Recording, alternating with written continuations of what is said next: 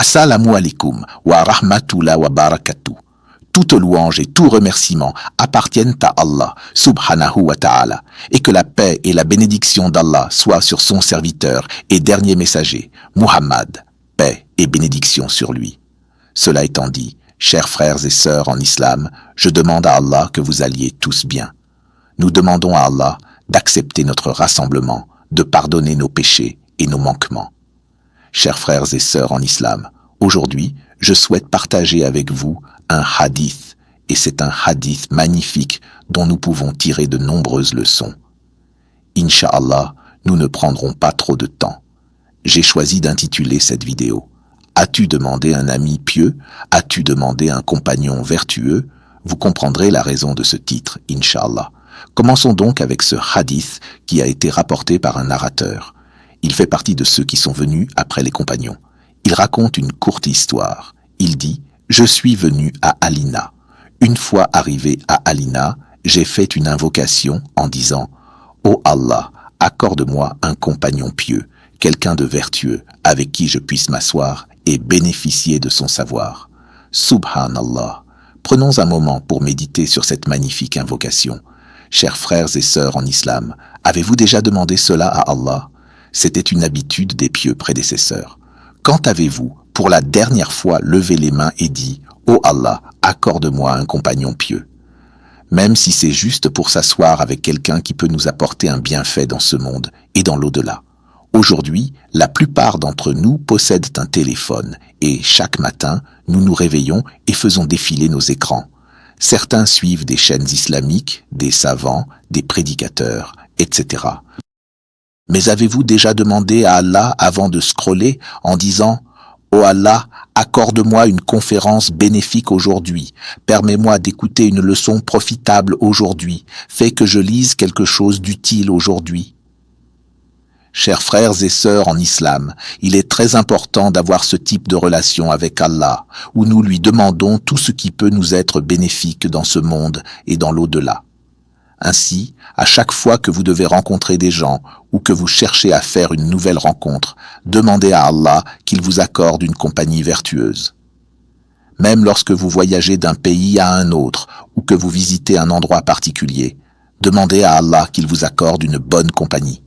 Et avant de scroller sur votre téléphone à la recherche de contenu islamique, demandez à Allah « Ô Allah, accorde-moi une connaissance bénéfique aujourd'hui, afin que je puisse lire ou écouter quelque chose d'utile. » Revenons maintenant à l'histoire. L'homme dit « Allah a exaucé mon invocation et m'a permis de m'asseoir avec nom du compagnon. » Quel compagnon magnifique!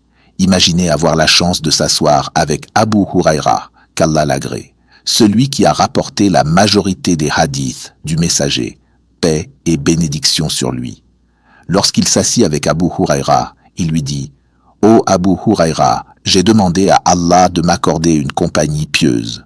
En d'autres termes, mon invocation a été exaucée et Allah m'a permis de m'asseoir avec toi aujourd'hui. » Ceci est très important, chers frères et sœurs en islam.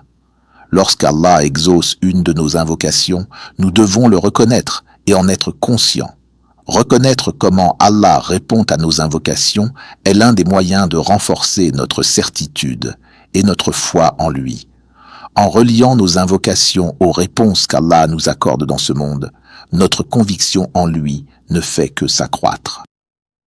Maintenant que cet homme est assis avec Abu Huraira, il lui demande « Raconte-moi un hadith que tu as entendu du messager, paix et bénédiction sur lui, afin qu'Allah me fasse bénéficier de ce savoir. » Abu Huraira répondit « J'ai entendu le messager d'Allah, paix et bénédiction sur lui, dire que la première chose pour laquelle un serviteur sera tenu responsable au jour du jugement parmi ses actes est sa prière. » Voilà donc la première chose dont nous serons interrogés au jour du jugement, notre prière.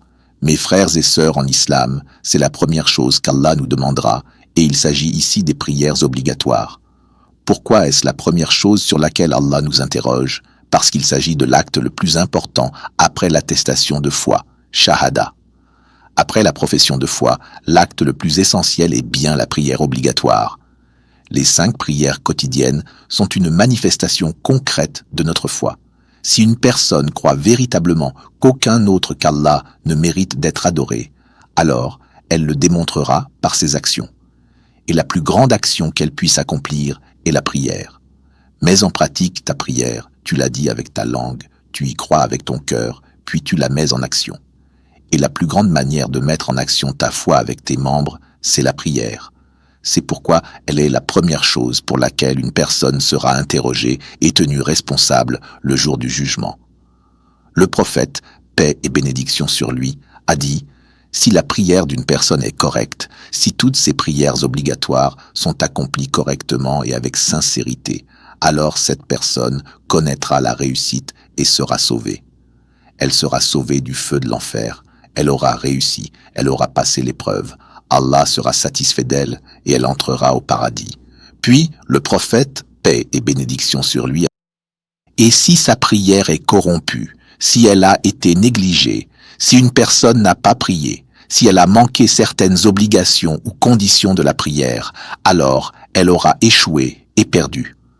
Subhanallah, une personne devient un perdant à cause du châtiment qu'elle subira après cette reddition de compte. Mes frères et sœurs en islam, la plupart d'entre nous connaissent cette partie du hadith. Mais je veux partager avec vous la dernière partie de ce hadith. Le messager d'Allah, paix et bénédiction sur lui, a dit « Si une personne a une déficience dans ses prières obligatoires, que signifie une déficience dans la prière obligatoire ? Les savants ont mentionné 3 possibilités. 1. Il manque certaines actions recommandées dans la prière. La prière n'inclut pas certaines sunnans, actes surérogatoires, comme certaines invocations ou la concentration et l'humilité, khushu, durant la prière. 2. Il manque des obligations ou des conditions essentielles de la prière.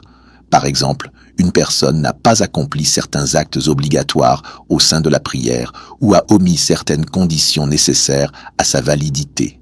3. Certaines prières obligatoires ont été complètement omises. Une personne a manqué des prières obligatoires sans jamais les rattraper. Elle s'est réveillée après l'heure de la prière et ne l'a jamais accomplie. Ou bien elle a accumulé des prières manquées dans sa vie sans les rattraper. Alors, que se passe-t-il ensuite ? Allah s'adressera aux anges et dira « Regardez dans le registre de mon serviteur. A-t-il accompli des prières surérogatoires ?» Les anges chercheront alors dans ses œuvres pour voir s'il a accompli des prières volontaires. Et Allah dira « Utilisez ces prières surérogatoires pour compléter ce qui manque dans ces prières obligatoires. » Subhanallah. Voyez, mes frères et sœurs en islam, c'est une immense miséricorde d'Allah. Il ne nous a pas seulement ordonné d'accomplir les actes obligatoires, mais il nous a également enseigné des actes volontaires correspondants pour chaque obligation. C'est une grâce d'Allah. Si, au jour du jugement, votre prière obligatoire est incomplète, si vous avez manqué certaines prières ou des éléments obligatoires, alors Allah, par sa miséricorde, permettra que vos prières surérogatoires comblent ces lacunes. Allah demandera aux anges s'il y a des prières surérogatoires dans ton registre. Et si c'est le cas, et bien sûr, Allah le sait déjà, il complétera ta prière obligatoire avec les prières surérogatoires que tu as accomplies. Ainsi, ta prière obligatoire deviendra complète à 100%. Subhanallah, regarde la beauté de cela, regarde la miséricorde, la compassion et la bonté d'Allah. Par conséquent, mes frères et sœurs en islam, ce hadith nous enseigne qu'il ne faut pas se contenter uniquement des prières obligatoires. Ajoutez à vos prières obligatoires des prières surérogatoires, en particulier 2 unités avant la prière obligatoire du Fajr, 2 ou 4 unités avant jour et 2 après, 2 unités après Maghrib, 2 unités après Isha, et n'oubliez pas la prière du Witr, dont le minimum est d'une unité par nuit. Il y a aussi la prière de Duha, que vous pouvez accomplir après le lever du soleil jusqu'à environ 10 minutes avant jour. Et enfin, les prières nocturnes, Qiyam al-Layl, que vous pouvez accomplir à tout moment de la nuit. Ne manquez pas ces opportunités, mes frères et sœurs, car aucun d'entre nous ne viendra au jour du jugement avec une prière obligatoire parfaite.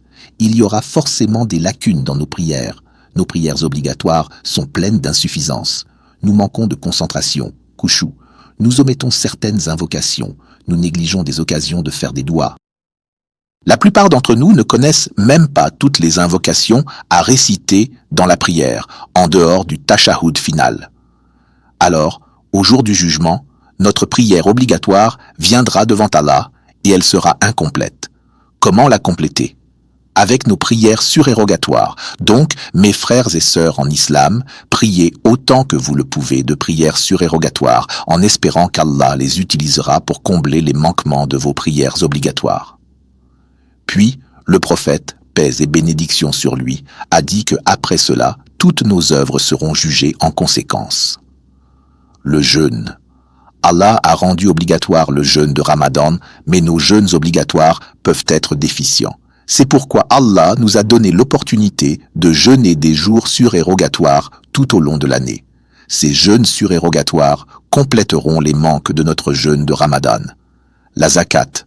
Nous devons donner 2,5% de nos richesses si nous remplissons les conditions. Mais même dans cela, il y a souvent des lacunes.